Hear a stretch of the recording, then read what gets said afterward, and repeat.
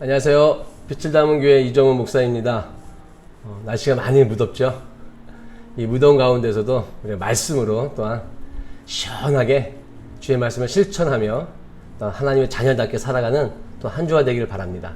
오늘 하나님의 말씀 먼저 듣겠습니다. 그들이 예수를 가야바에게서 관정으로 끌고 가니 새벽이라.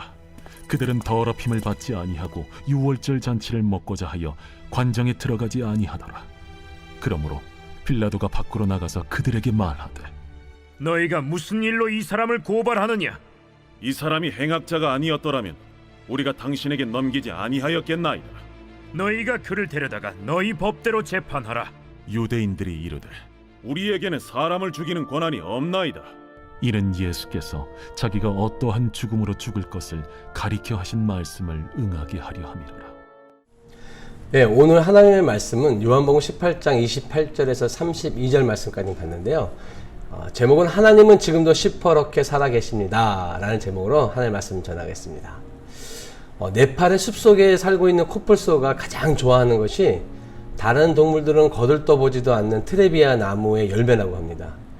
이 나무의 열매를 코뿔소가 발견하게 되면 아주 먹을 수 있을 만큼 포식을 해야 그 자리를 떠나기 때문에 코뿔소 사과라고 불리기도 합니다.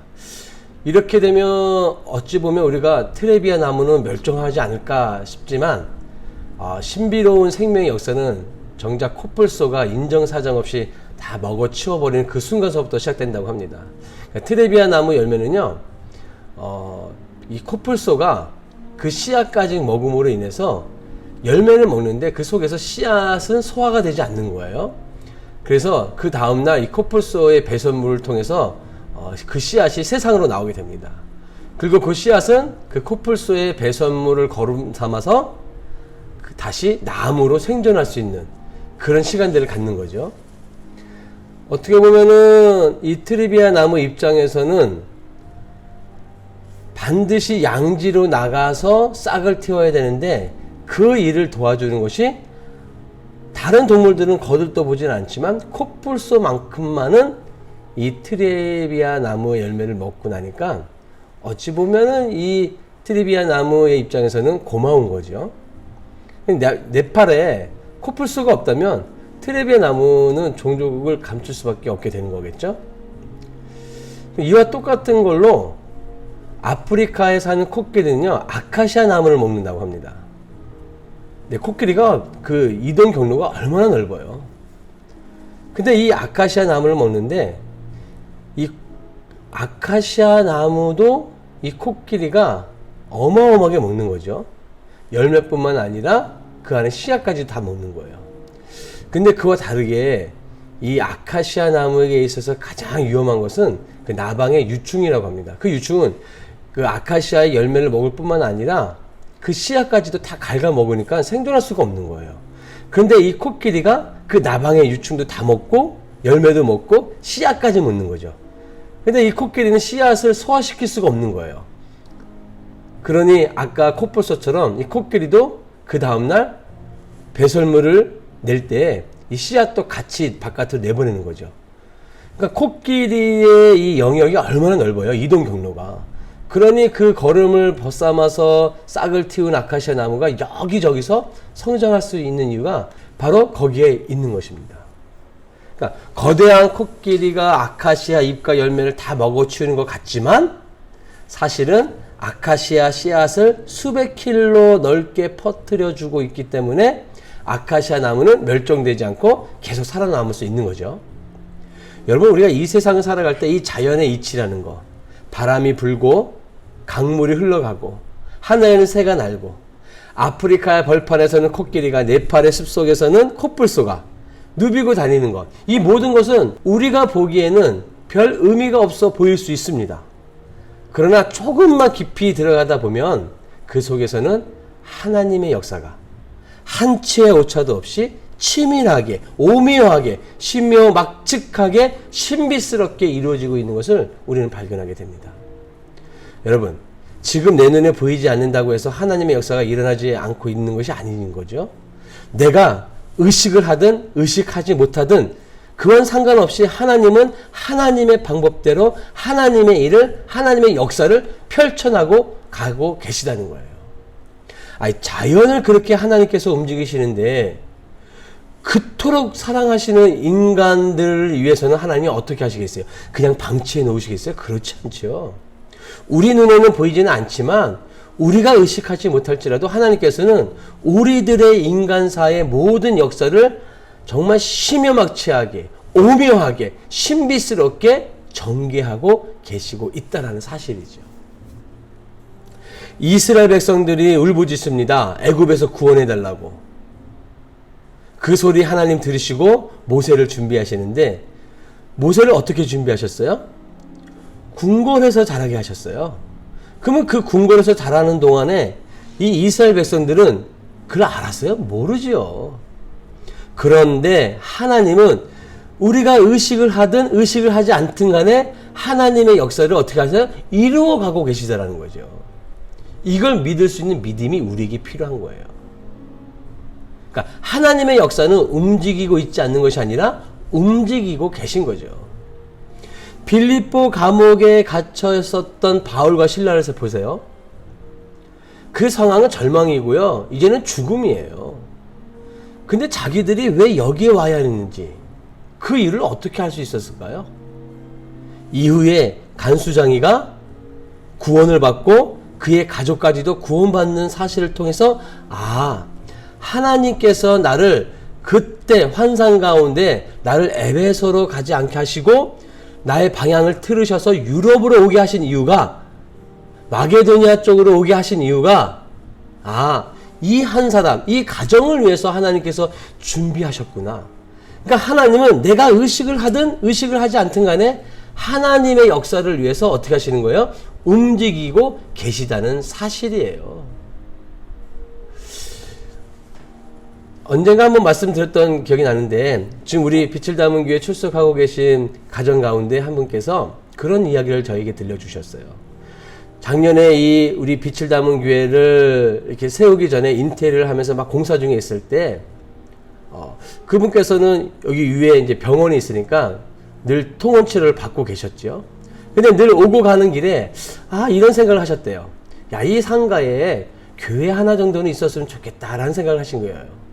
왜? 또 그 위에 병원도 있으니까 많은 환자분들이 또한 그런 마음의 위로를, 또한 예수를 만날 수 있는 기회가 생기지 않겠어요? 그러니까 그런 마음에 교회가 있었으면 좋겠다는 생각을 하셨대요. 그러니까 제가 그 이야기를 딱 듣는 순간 저는 몰랐죠. 이제 교회를 개척하려고 준비하고 있는 이 상황에서 어디로 가야 할지 방향도 모르죠, 뭐. 그 순간순간마다 하나님께서 그냥 이끄시는데 순종하면서 왔거든요. 근데 와서 그런 이야기들을 들었을 때 제 마음에 어떤 마음이 들겠어요? 하나님은 내가 의식을 하든 의식을 하지 않든 간에 누군가의 구원을 위해서, 누군가의 기도의 제목을 위해서 뭐 하시는 거예요? 움직이고 계시다는 것을 저를 또한 깨닫게 해주시더라고요. 여러분들이 오늘 누군가를 만나셨어요? 전혀 예상하지 못했던 사람들을 만났나요? 이 세상의 모든 만물이요, 하나님 손의 움직임을 믿는다면 오늘 저와 여러분들은 하나부터 열까지 모든 일을 그냥 보낼 수는 없어요. 그래서 어떻게 해야 돼요? 하루하루를 헛되이 보내지 않도록 힘써야 돼요. 오늘 내게 값없이 주신 하나님의 은혜에 나도 또한 값없이 그 은혜를 흘려보내야 되고요. 예수 그리스도가 십자가의 제물로 돌아가셨듯이 나 또한 누군가를 위해서는 희생이 돼야 되고 제물이 되어가는 하루하루의 삶을 살아가야 되는 거예요. 왜? 하나님은 내가 의식을 하든 의식을 하지 않든 간에 하나님의 역사를 이루어 가시니까. 오늘 본문이 바로 그런 이야기를 해주고 있는 거예요. 요한복음 18장 28절을 한번 볼게요. 표준 세번역으로 읽어드립니다. 사람들이 가야바의 집에서 공관으로 예수를 끌고 갔다. 때는 이른 아침이었다. 그들은 몸을 더럽게 하지 않고 유월절 음식을 먹고자 하여 공관 안에는 들어가지 않았다. 예수님이 체포당하시고 난 다음에 그 대제사장이었던 안나스에게 신문받고 가야바에게 신문을 받은 다음에 그 다음에 이들이 예수님을 이끌고 어디로 갔냐면은 이제는 로마 총독 빌라도에게 간 거예요. 근데 오늘 말씀해 보니까 다 갔을 때 그들이 그 빌라도의 집 공간 안에는 들어가질 않았다라는 거예요. 왜 그러냐면 그날이면 금요일이 되거든요. 이제 지금은 이제 금요일 아침이잖아요. 그날 저녁서부터 어떤 명절이 시작이 되냐면 유월절이 시작이 돼요. 유월절 다 아시죠? 유대인들이 가장 성스럽게 생각하는 날이잖아요. 거룩하게 몸을 준비해야 되고요. 부정한 것이 타면 안 돼요. 근데 유대인들에게 있어서 이방인은요, 부정한 거거든요. 이방인이 사는 거처도 부정. 그러니 이 유대인들이 예수님을 이끌고 왔을 때 그 공간에, 뜰 안에는 들어가지 않는 거예요. 웃긴 거죠. 그러니까 만약에 그 이방인 안에 뜰에 공간 안에 들어가게 되면 자기 몸이 부정해져서 일주일 동안 그렇게 된다고 생각하는 거예요. 그러니 그날 저녁서부터 시작되는 유월절에 참여하기 위해서는 내 몸을 부정하게 할 수 없잖아요. 그러니까 누구 한 명도 감히 그 안에 들어가려 하지 않은 거예요. 그러니까 이걸 눈치챘던 빌라도가 29절에 빌라도가 그들에게 나와서 이 사람을 무슨 일로 고소하는 거요? 하고 물었다. 똑똑한 거죠. 그러니까 아주 노련한 정치가예요. 그 유대인들의 어떤 종교적인 부정을 이해한 거죠. 그리고 나가서 예수님을 보고서는 무리를 향해서 대체 무슨 이 꼭두 새벽부터 저 사람을 고소하려고 왔느냐 하고 물어보는 거예요. 자, 30절을 보세요. 그들이 빌라도에게 이 사람이 악한 일을 하는 사람이 아니라면 우리가 총독님께 넘기지 않았을 것입니다 하고 대답하였다. 그러니까 예수님을 뭘로 생각하는 거예요? 행악자. 이 행악자라는 것은요, 심성뿐만 아니라 인격 그 자체가 아주 사악하기 짝이 없다라는 거예요. 근데 그렇지 않잖아요. 근데 이 유대인들이 그렇게 예수님을 빌라도에게 고발을 하는 거예요. 자, 31절. 빌라도가 그를 데리고 가서 당신들의 법대로 재판하시오 하고 말하니 유대 사람들이 우리는 사람을 죽일 권한이 없습니다 하고 대답했습니다. 그러니까 빌라도는 이건 종교적인 문제라는 걸 알았어요. 그러니 너희들이 그냥 가서 너희들이 생각하고 있는 그 종교적인 법대로 예수를 재판하라고 명령한 거예요. 그런데 그 무리들이요, 우리에게는 죽일 권한이 없대요. 여러분, 이거 맞는 말이에요? 틀린 말이에요?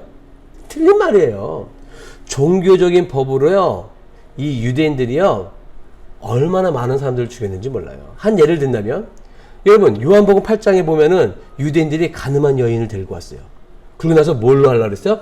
돌로 쳐 죽이려고 했어요. 종교법으로요. 사도행전 7장에 보면은 스데반 집사가 죽어가죠. 왜요? 하나님을 신성모독했다고. 그렇게 설교했다고. 그러니까 유대인들이 돌을 던져서 죽게 했어요. 예수님을 만나기 전에 바울이 하던 짓 생각나시나요? 예수 믿는 자들을 돌로 쳐 죽였어요. 자기 딴에는 그게 선한이라고 생각했거든요. 그러니까 종교법으로 다 죽여가는 거예요. 그러니 유대인들에게서는요, 종교법으로 돌로 쳐 사람을 죽일 수 있어요. 그러니 예수도 충분히 그렇게 죽일 수 있어요. 그럼에도 불구하고 왜 자신들은 죽일 권한이 없다고 말하는 거냐? 이 유대인들이 예수님을 어떻게 죽이려고 하냐면 무조건 십자가에 죽이려고 해요. 근데 그 십자가 처형을 하는 것은 유대인들이 아니라 종교법이 아니라 로마법에 의해서만 처형할 수 있거든요. 근데 그 로마법을 처형할 수 있는 권한이 누구에게 있어요? 빌라도 총독에게 있는 거예요. 그러니까 유대인들은 자신들을 예수님을 돌로 쳐 죽이는 게 아니라 구태여 십자가에 죽이려고 하는 이유가 바로 거기에 있는 거죠. 근데 여러분, 여기서부터 하나님의 심요막직함이 시작됩니다. 우리 신명기 21장 23절 말씀 기억하시나요? 그러나 너희는 그 죽음을 나무에 매달아 둔 채로 밤을 지내지 말고 그 날로 묻어라. 나무에 달린 사람은 하나님께 저주를 받은 사람이기 때문이다. 너희는 주 너희의 하나님이 너희에게 유산으로 준 땅을 더럽혀서는 안 된다. 유대인들이 예수님을 굳이 십자가로 죽이려고 하는 이유가 바로 여기에 있어요. 십자가에 죽는 사람은 누구의 저주를 받은 거예요? 하나님의 저주를 받은 거예요. 그러니까 지금 예수님 때문에 자신들의 어떤 종교적인 기득권이 상실해버렸잖아요. 예수님께 모든 시선을 가다 보니까 자신들이 가지고 있던 기득권이 없어져 버리는 거예요. 그러니 말씀에 있는 것처럼 십자가에 죽게 하면 사람들이 예수님이 죽고 난 이후에도 예수님이 하나님의 저주를 받아서 죽었으니까 이제는 더 이상 따르지 않겠다라는 생각을 한 거죠. 그래서 무조건 십자가에 죽어야 되는 거예요. 자, 그런데 요한복음에서 요한은 이걸 이렇게 기록하고 있어요. 32절에 이렇게 하여라는 뭐예요? 십자가에 그렇게 죽음으로 인해서 예수께서 자기가 어떠한 죽음으로 죽을 것인가를 암시하여 주신 말씀이 어떻게 됐어요? 이루어졌다. 그러니까 우리가 이 의식을 하든 의식을 하지 않든 간에 하나님은 하나님의 말씀대로 예수님을 십자가에 못 박혀 죽게 하시려는 하나님의 계획을 이루어 가시는 거예요. 그런데 여러분 그 상황 보세요. 예수님이 사악한 안나스와 가야바에게 끌려가 신문받죠. 행악자라고 불리움 받죠. 심지어는 주목으로 받기도 했죠. 이제 빌라도 재판 앞에 섰죠. 그리고 이제는 하나님께로부터 저주를 받은 자로 십자가에 매달려 죽이려고 하는 거죠. 상황이 어때요? 완전 절망과 암흑이죠. 여기에 무슨 소망이 있겠어요. 그런데 여러분, 이 소망이 없는 이 현장에 무엇은 이루어지고 있어요? 하나님의 역사는, 하나님의 이야기는 만들어져 가고 있었다는 사실이죠. 이걸 누가 알았겠어요? 그러니까 이 절망 순간에도 한치의 오차도 없이 하나님이 역사를 이루어 가신다라는 거예요. 아멘. 여러분, 지금 상황이 참 힘들죠? 절망적이고 너무도 힘든 상황이에요. 코로나로 인해서 정말 우리가 상상할 수 없는 일들이 나라적으로도 교회적으로도 이루어지고 있어요. 이런 상황들을 여러분들 어떻게 보실래요? 그냥 원망만 하시겠습니까? 절망적인 순간에도요, 무엇은 역사하고 있다고요? 하나님의 일은 만들어져 가고 있어요. 내가 의식을 하든 의식을 하지 않든 간에 말이죠. 그런데 여러분, 그런 모든 것들을 만져가시는 분이 하나님이시라는 것을 저와 여러분들이 믿는다면 우리는 오늘 이 하루는 하나님을 위해서 헛되이 보내지 않고 그런 순종하는 마음으로 우리가 이 땅에서 살아가야 할 충분한 이유가 생깁니다. 소망의 인내를 가지고 살 수 있는 저와 여러분 되기를, 한 주가 되길 간절히 축복합니다. 여러분 승리하세요.